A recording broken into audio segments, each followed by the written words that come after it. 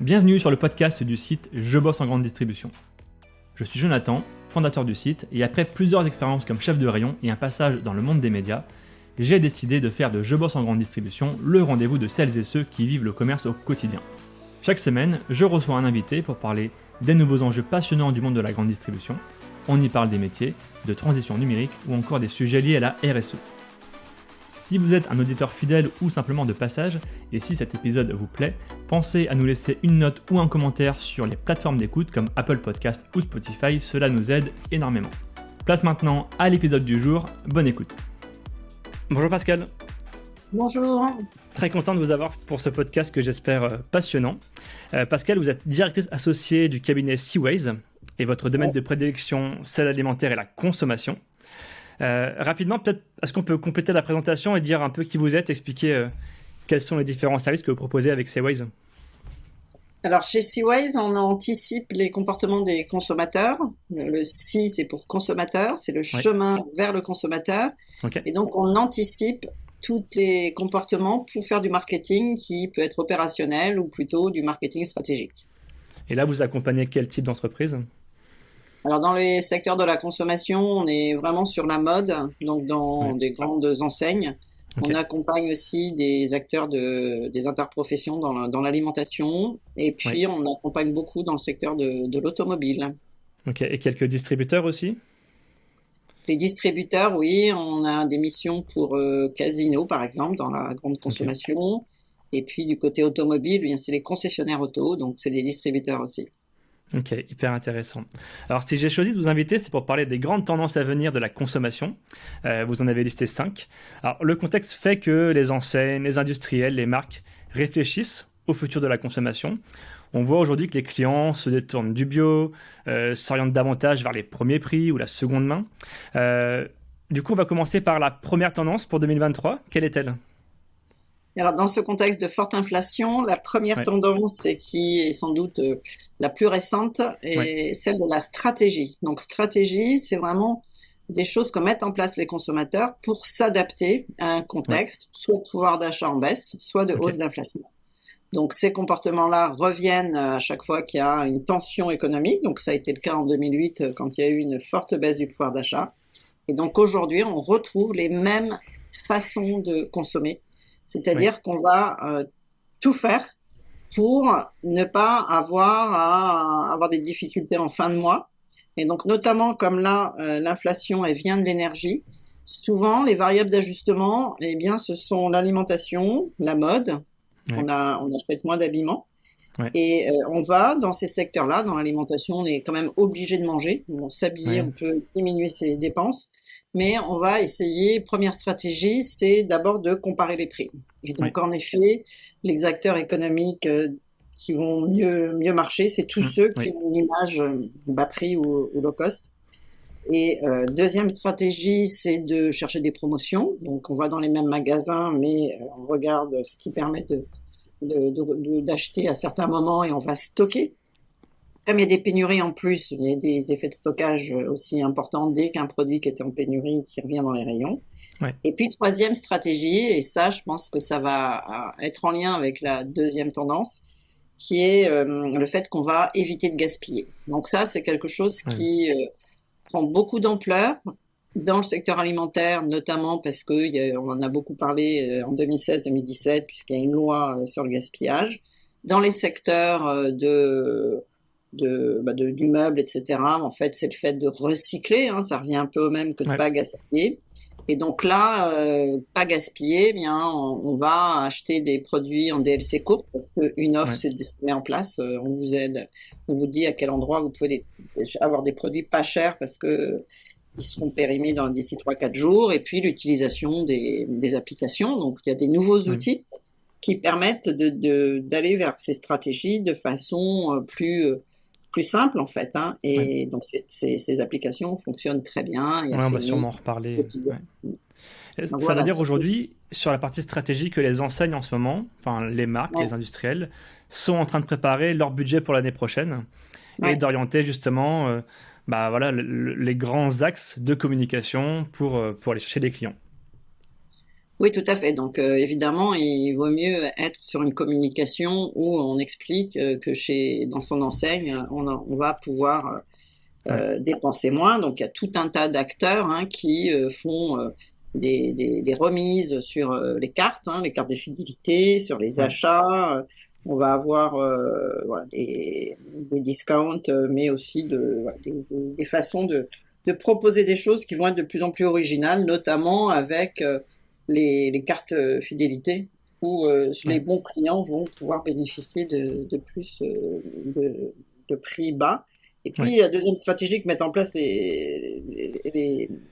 acteurs de la distribution, c'est quand même inciter à moins gaspiller. C'est-à-dire qu'on voit des acteurs qui se sont associés, je pense à Carrefour, qui s'est associé avec Too Good To Go, pour aider les consommateurs à faire des choix qui finalement qui vont aller vers la réutilisation de produits qui auraient pu être jetés, ou, alors là, souvent, il y a quand même une question, ou rediriger vers l'aide alimentaire.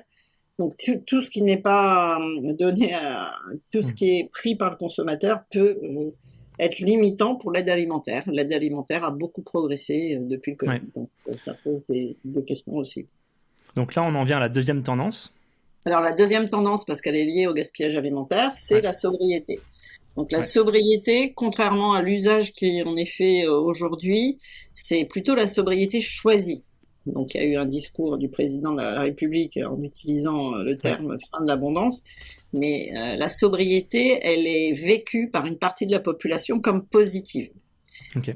C'est-à-dire qu'il y a une partie de la population, souvent des gens qui ont déjà un peu tout, qui, depuis quelques années, vont aller dans ce sens de moins consommer. Donc, c'est vraiment se limiter, se dire, alors c'est plutôt les gens qui ont 40 à 50 ans, qui ont déjà un peu tout, qui sont capables de se dire, je me pose la question avant d'acheter, je craque pas, je fais pas d'achat en plus, et je vais aller vers d'autres modes de consommation. Et ce qui explose, avec le Covid, ça a beaucoup accéléré, c'est je vais vers des achats de seconde main. Donc, la seconde main se développe beaucoup dans tous les secteurs où c'est possible, c'est-à-dire le vêtement, les téléphones, les reconditionnés, ça prend beaucoup de place et donc ça fait baisser les marchés du neuf, les téléphones neufs se vendent moins. Et donc l'habillement, bien sûr, où ça s'est fortement mis en place avec des acteurs du digital et donc des acteurs du neuf qui finalement vont aussi proposer, donc du retail, qui va proposer de l'occasion dans les magasins. Donc ça, c'est très récent. Évidemment, ça accélère ce mouvement. Et ça va forcément prendre de l'ampleur parce que ce mouvement de la seconde main, il est né dans la crise de 2008. Donc comme là, on a une baisse de pouvoir d'achat de 0,6% en 2022, ça va forcément beaucoup progresser. Donc ça veut dire que le conso de demain consommera moins neuf et on va plus aller vers des systèmes de réparation, des systèmes, des rayons en seconde main comme on peut le voir dans certains magasins, même de l'achat justement de paniers anti-gaspi, tel qu'on peut le voir dans certains magasins alimentaires aussi. Donc demain, en fait, on consommera moins neuf pour aller justement vers une consommation qu'on peut dire de seconde main, d'occasion. Est-ce qu'on a une proportion des deux aujourd'hui ? Alors, en termes de proportion dans la population, les gens qui sont comme ça sur de la sobriété choisie, on est à 20%. Donc, c'est quand même pas mal. En termes de poids, en fait, ça dépend vraiment des secteurs. Mais la seconde main sur, par exemple, le livre, c'est pratiquement la moitié des livres achetés qui sont en seconde main. Après, sur l'automobile, c'est encore 2 fois pire. C'est parce que c'est les 2 tiers des ventes de véhicules d'occasion, c'est des voitures, c'est de l'occasion. Voilà. Après, et donc c'est les secteurs où ça pèse le plus, c'est ça, la voiture, les livres, toute la partie jouets pour enfants, la partie puériculture. Ça, c'est nouveau, ça. Ouais, et plus on va vers non, parce que la puériculture, ça a toujours été le cas. C'est-à-dire que sur la puériculture, on a toujours pris, donc c'est plus les pièces sont importantes, on a toujours utilisé les fauteuils auto de ses parents, enfin, de ses frères et sœurs. Donc, en fait, c'était quelque chose qui se fait plutôt sous forme de dons. Aujourd'hui, c'est plutôt, il y a une marchandisation, mais c'est sur les secteurs où c'est en fait, des objets qui sont pas beaucoup utilisés. Sur le vêtement pour enfants et petits-enfants, forcément, on ne les utilise pas beaucoup. L'enfant grandit. Sur les jouets, c'est la même chose. Donc, c'est là qu'il y a le plus de recyclage. Donc voilà, sur la partie sobriété, la seconde main va forcément se développer parce que c'est accentué par les problèmes de pouvoir d'achat. Ça marche. On en vient à la troisième tendance. Alors la troisième tendance, c'est une tendance qui touche vraiment les très très jeunes.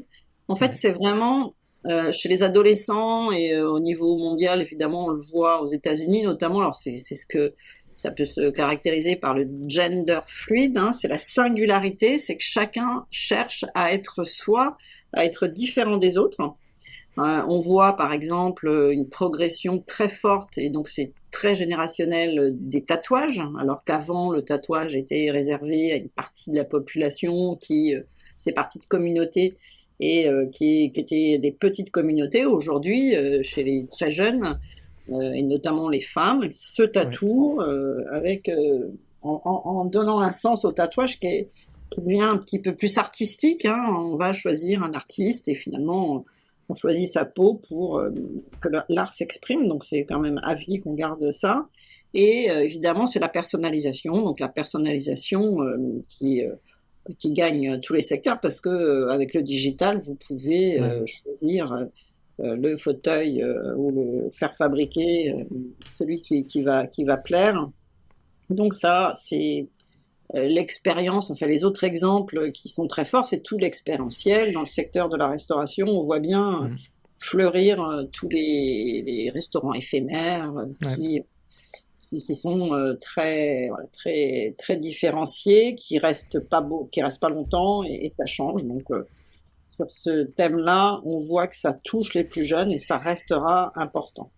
Donc on consomme pour être différent. Comment ça se traduit concrètement? Alors, vous parlez de personnalisation, mais qu'est-ce que peuvent mettre en place les enseignes justement pour les marques pour répondre à ce besoin? C'est vraiment des choses qui existent depuis une dizaine d'années. Hein. C'est pouvoir avoir des chaussures. Alors sur le thème, par exemple, des sneakers, vous choisissez c'est un peu comme le tatouage, c'est-à-dire que vous choisissez les couleurs, ça pourrait être l'artiste qui va dessiner sur la chaussure, mettre une expression artistique forte sur tous les bijoux, c'est la même chose. Personnalisé, c'était le prénom auparavant, hein, donc ça commençait par ça. Mais évidemment, ça va être des couleurs qui font référence à certaines communautés. On a des communautés qui sont de plus en plus importantes autour des loisirs de chaque catégorie de jeunes.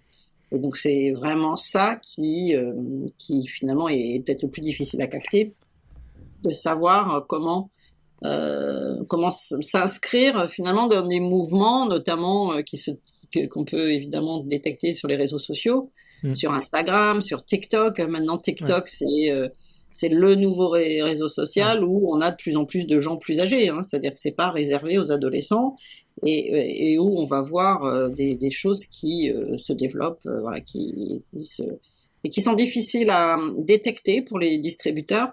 Parce qu'on va avoir des mouvements finalement qui naissent des gens et on les a pas forcément prévus dans son assortiment.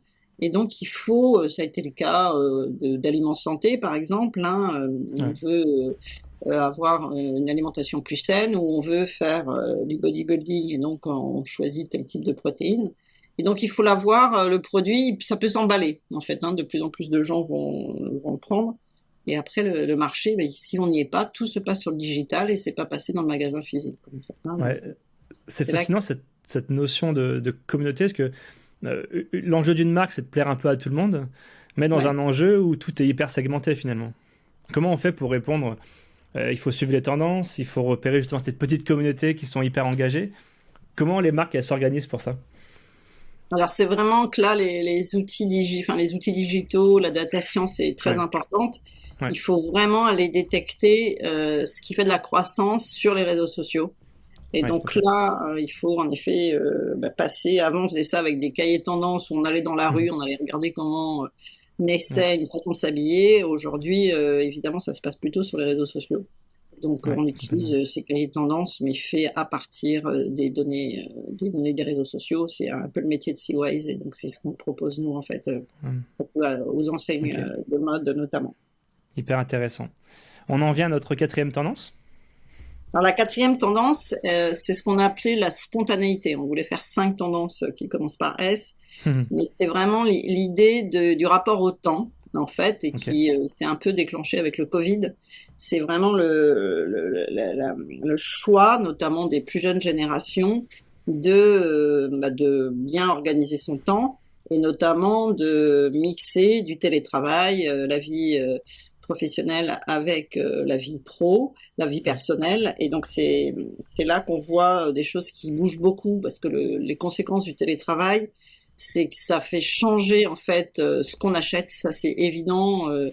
Il y a vraiment des façons de s'habiller, des façons de porter du maquillage, etc., qui a beaucoup, beaucoup baissé, tout simplement parce qu'on passe du temps chez soi. Les lieux de consommation ont complètement bougé. On voit qu'il y a le développement de tiers-lieux, donc des endroits complètement improbables qui peuvent se développer, toujours un peu dans la même idée que la singularité. Et c'est vraiment cette question de où est-ce qu'on vit, et de la place dans une période d'incertitude. On n'a jamais été dans des incertitudes aussi fortes, qui vont faire qu'on va privilégier, et ça, c'est vraiment une conséquence du Covid, les relations avec les autres. Et donc, en ce moment, on a vraiment ces tendances de rechercher des façons de manger ensemble. Par exemple, Old El Paso a explosé, donc des marques qui avaient du mal à s'installer, parce que ça propose une solution pour faire assez facilement de quoi manger en partageant. Donc, il y a vraiment ce besoin de relation avec les autres. Et donc, tout ce qui est de pouvoir organiser, de pouvoir dire, je vais partir en congé avec d'autres, ou je vais faire des sorties, c'est vraiment en forte hausse. Et ça répond à un besoin social très fort, on a été coupés des uns et des autres. Et on a besoin de retrouver des amis, de recréer du lien. Et donc, c'est vraiment tout ce qui va tourner autour de ça, de pouvoir proposer finalement de quoi rassembler les gens. Donc, ça peut être de l'événementiel dans un magasin, mais ça peut être aussi de proposer des services, et ça fonctionne bien. Alors, même si que ce soit dans les cinémas, que ce soit dans l'écoute de la musique, les écoutes physiques ont baissé, puisque télécharger les choses, on peut faire des concerts en live. Mais avec ses amis proches, sa famille, on cherche quand même à trouver des façons de se retrouver. Donc ça s'est développé. Donc on veut optimiser son temps, on veut gagner du temps, on va peut-être plus profiter aussi. Est-ce que ça veut dire qu'on va moins consommer ? Vu qu'on est en plus en télétravail, on va être moins mobile. Est-ce qu'on va moins consommer concrètement ? Oui, je crois que maintenant, c'était le terme de décroissance, c'était un gros mot il y a quelques années. Aujourd'hui, c'est beaucoup, beaucoup plus...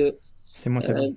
C'est beaucoup, beaucoup plus accepté. Finalement, on comprend que pour avoir un impact carbone beaucoup plus faible, moins consommé reste vraiment la solution. Et donc, dans certaines catégories de population, donc c'est les catégories de population qui sont les plus éduquées, c'est vraiment le niveau culturel qui joue. Et donc, ce sont ceux qui consomment le plus, qui remettent en cause, en fait, le plus la consommation, et qui vont vers ce qu'on appelle la simplicité volontaire, c'est-à-dire qu'ils choisissent d'avoir moins d'objets autour d'eux, et qui vont choisir d'aller habiter. Donc en effet, c'est pas forcément rationnel, qui vont avoir une résidence secondaire et qui vont passer beaucoup plus de temps à la campagne. Il y a ce besoin de revenir vers la nature, parce que c'est cette remise en cause de la relation homme-nature qui est complètement chamboulée.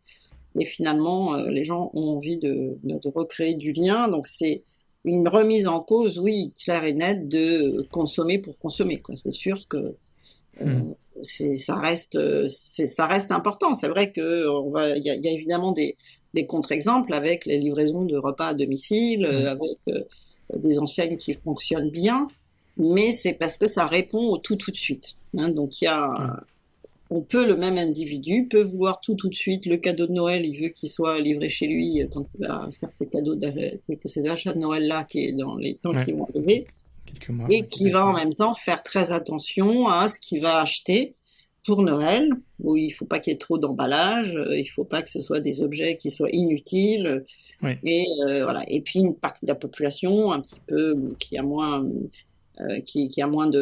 éduquée, mais qui, elle, en ce moment, va le souffrir le plus en termes de pouvoir d'achat, et qui va de temps en temps se faire plaisir avec des objets qui vont pas forcément durer longtemps. Mais ce marché-là, il va quand même baisser parce que ces populations sont celles qui auront le poids de l'énergie le plus important, et donc le poids de l'alimentation le plus fort, et on va avoir du mal à continuer à consommer comme ça. Est-ce qu'il y a un modèle de croissance dans la décroissance? Comment réagissent les marques? Le modèle de croissance dans la décroissance, c'est de proposer du service. Hein. Ça, c'est forcément la contrepartie. C'est-à-dire que quand on parle de décroissance, c'est une décroissance de nombre d'objets. Mais par contre, on peut mettre de la valeur sur autre chose, sur quelque chose, sur des choses qui n'utilisent pas de ressources qui viennent de la nature, en fait. Et c'est cette partie-là, en fait, c'est comme ça que le modèle, finalement, il n'y a pas une décroissance de la richesse au global, c'est parce qu'on propose du service et on achète le fait de se faire livrer, notamment dans l'automobile, on accepte de louer ses voitures au lieu de les posséder, et donc ça fait qu'au global, on va peut-être fabriquer moins de voitures. Donc c'est vraiment comme ça que c'est ce qu'on appelle le découplage entre le PIB et l'impact carbone, hein, c'est-à-dire que ça ne va pas croître autant. C'est la façon de résoudre un petit peu ces problèmes liés au changement climatique. Enfin, la dernière tendance. On en vient à notre 5e tendance. Oui. Voilà. Donc, sur la dernière tendance, elle est complètement liée quand même à la maladie. C'est la progression de la tendance santé. C'est-à-dire que c'est vraiment de se préoccuper de sa santé à soi. Alors, ça va un petit peu avec ce qu'on appelle le One Health, une seule santé. C'est-à-dire qu'on a compris que tout était lié. En fait, c'est que le fait de protéger la planète, ça évite d'avoir des maladies. Une certaine partie de la population a compris que le Covid, c'était une conséquence de la dégradation de l'environnement. On a compris aussi que l'Ukraine, c'était une conséquence des enjeux climatiques. Donc, on comprend que finalement, tout est lié. Et on va aussi prendre soin de soi. Alors, ce côté santé, il est porté aussi par le vieillissement de la population, que ce soit en France ou en Europe.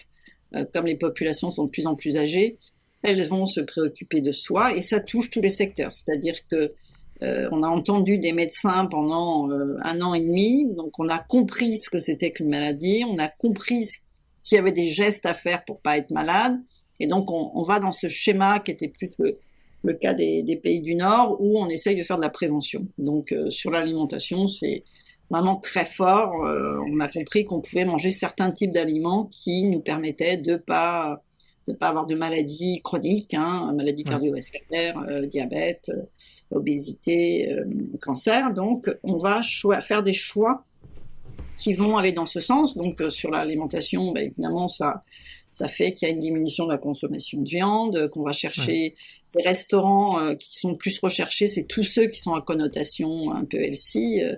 Et dans la mode, c'est pareil, c'est-à-dire qu'on se préoccupe en premier critère, de choisir un vêtement qui pose pas de problème de santé, d'allergie. Donc ça prend de l'ampleur. Alors pas de façon aussi forte que ce qui concerne la stratégie, chercher des prix bas, mais c'est quand même des choses qu'on voit dans certaines parties de la population. Et là, il y a des sujets qui remplacent les autres. C'est-à-dire que sur l'alimentation, c'est là que ça bouge le plus. Il y a quelques années, le santé, c'était de manger du sans résidus de pesticides. Aujourd'hui, c'est de manger des produits qui soient pas trop transformés, qui contiennent pas trop d'additifs, pas trop de conservateurs. Et petit à petit, il y aura des nouveaux sujets, notamment parce que la science avance, et les catégories de population les plus éduquées, elles détectent tous ces sujets, et après ça va assez vite, ça se diffuse aux autres populations. Et donc, la dimension santé prend de l'ampleur. Ça veut dire qu'on va plus aller vers des produits sains, des produits faits maison. Comment on explique finalement que le bio, qui a quand même une connotation assez positive, est en décroissance. Alors, c'est lié au prix. Est-ce qu'il y a autre chose? Alors vraiment, le bio, c'est parce il y a eu un peu une erreur au départ, et c'est surtout en France, c'est que le bio s'est mis en place, notamment parce qu'il était connoté meilleur pour la santé. Oui. Et en fait, la réalité du bio, c'est que c'est meilleur pour la planète, en fait. Et encore, c'est-à-dire que la science a montré qu'en effet, une agriculture bio, c'est vrai que c'est meilleur pour la planète quand c'est sur du végétal, sur de l'animal, c'est pas si vrai que ça, en fait. Donc finalement, c'est parce que le bio, la réalité, c'est pour préserver les sols et c'est pour préserver la planète, qu'il y a eu un emballement parce que ça a répondu à des inquiétudes qui ont bondi sur l'alimentation à cause des accidents, tous les accidents sanitaires, toutes les crises sanitaires qu'il y a eu. Donc parce que finalement tout ce secteur-là la croissance a été très forte, c'est pas forcément posé toutes ces questions, n'a pas répondu à la question de est-ce que c'est meilleur pour la planète, ils n'ont pas forcément prouvé que c'était meilleur. Et puis il y a cette question du prix qui est évidemment la population qui en achetait était une population qui avait plutôt pas mal de moyens. Et puis ça s'est étendu à d'autres. Et donc là, à un moment donné, d'abord parce que ça s'est étendu à d'autres, ceux qui étaient à l'origine, ils se sont dit tiens, c'est bizarre, maintenant on en vend en grande surface, est-ce que ça vient pas d'ailleurs? Donc il y avait le sujet de l'origine. Et donc comme le local avec le Covid a beaucoup monté, ça a remis en cause en fait le bio en se disant en fait, il s'est pas fabriqué en France. Et donc, le bio n'avait pas toutes les caractéristiques, justement, sur toutes les tendances qui montent, en fait. Et ils n'ont pas assez travaillé sur le bien-être animal, sur les sujets les plus importants, le plastique. C'est-à-dire qu'à partir du moment où le bio, pour pas qu'il soit volé, on met plus de plastique, évidemment, ça pose question. Donc, il y a eu plein de petits incidents de ce type qui font qu'en effet, le bio est remplacé par autre chose. Et donc c'est ça qu'il faut noter et qu'il faut comprendre, c'est que sur ces sujets liés santé, écologie, bien-être animal, il y a toujours quelque chose en plus à faire et donc il faut progresser.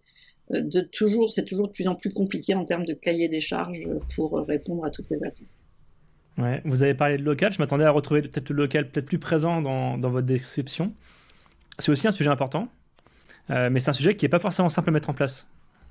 Oui, alors le local, il a beaucoup progressé au moment du Covid. Et puis, comme à chaque fois qu'on a une tendance qui monte, il y a quand même eu un petit retour en arrière. C'est-à-dire qu'il y a eu un retour en arrière à partir du moment où on a pu acheter des produits qui venaient d'ailleurs. C'est que d'abord, c'est pas si facile que ça à produire.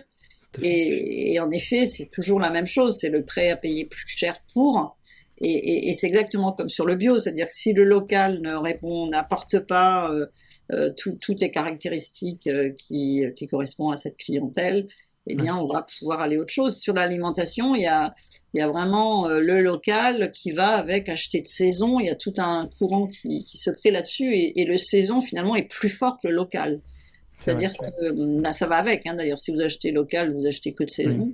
Mais il y a vraiment des choses qui peuvent prendre le pas, c'est-à-dire qu'on peut accepter d'acheter des produits de saison, même s'ils viennent d'Espagne, parce que finalement, l'Espagne, ça fait partie de l'Europe, c'est les mêmes réglementations, donc il n'y a pas de raison finalement de se méfier d'un produit européen. Donc c'est que je pense que les consommateurs comprennent les enjeux en fait. C'est pas vrai que le prix va être tout guidé, mais c'est toujours et forcément, on pèse le pour et le contre. Donc, quand on a des contraintes de prix, et c'est le cas de plus en plus, ça va être le cas d'ici les prochains mois, ça va vraiment beaucoup, beaucoup peser, notamment parce que l'inflation, elle est sur l'alimentation. Et on va, sur ce secteur-là, en tous les cas, on va être obligé d'arbitrer. Donc, bien sûr que ça dépend un petit peu de ce qui arrive. S'il y a une inflation qui arrive, évidemment, on ne pourra pas payer plus cher pour du local. Et par contre, quand l'inflation va refluer, et ça le sera sans doute d'ici quelques mois, eh bien, le local peut revenir à condition que le local, on arrive à prouver que c'est aussi meilleur pour la planète. Et alors qu'on sait que quand on fait les calculs d'impact carbone. On peut importer des choses qui viennent en bateau et ça a moins d'impact que quand ça vient du sud de la France, qu'on habite dans le Nord. Donc c'est vraiment paradoxe, tout ça. Voilà, c'est des paradoxes, mais que les consommateurs comprennent en fait. Et comme il va y avoir des affichages environnementaux obligatoires, c'est ça qui va. Alors là, ça changera, c'est évident. C'est comme le Nutri-Score. Hein. C'est sûr que quand on a mis le Nutri-Score, tous ceux qui ont une note A, B font beaucoup plus, les produits font beaucoup plus de croissance. Ouais, ça influence les ventes forcément. Ça influence les ventes et on ira vers ça. Donc il faut arriver à avoir des impacts carbone les plus faibles. Super, merci beaucoup Pascal pour cet échange, c'est passionnant. Très bien. Donc, je remettrai le lien de votre société dans le podcast. D'accord, ok. Donc Pascal Ebel de Seaways. Et merci beaucoup de m'avoir accordé cet échange. Merci à tous d'avoir écouté ce podcast jusqu'ici. Pour retrouver des informations sur notre invité et accéder à différentes ressources, cliquez sur la description pour en savoir plus. Ce podcast est produit par le média indépendant Je bosse en grande distribution. Chaque semaine, nous proposons un regard différent sur la vie des magasins, des enquêtes, des décryptages, des témoignages. Retrouvez-nous sur notre site et rejoignez la première communauté des professionnels de la grande distribution. Sur Facebook, LinkedIn, Instagram, TikTok, vous êtes plus de 450 000 à nous suivre. Vraiment un grand merci pour votre fidélité. Et pour celles et ceux qui veulent aller plus loin, nous proposons toute une série de ressources et d'accompagnements à destination des commerces. Pour en savoir plus, cliquez dans le menu Agence ou ressources sur l'accueil de notre site. À bientôt!